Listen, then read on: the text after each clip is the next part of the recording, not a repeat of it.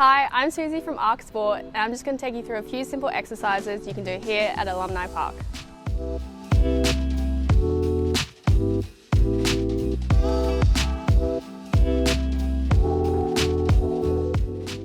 These are the gorilla bars, which are a great piece of equipment for developing upper body strength. The first exercise is the side climb. Here you want to make sure that your body is nice and strong and stable so that you don't let momentum help you. Additionally, you want to make sure that your legs are off the ground. You want to reach to the side and then follow with the other arm. Make sure that you go both ways to target both shoulders.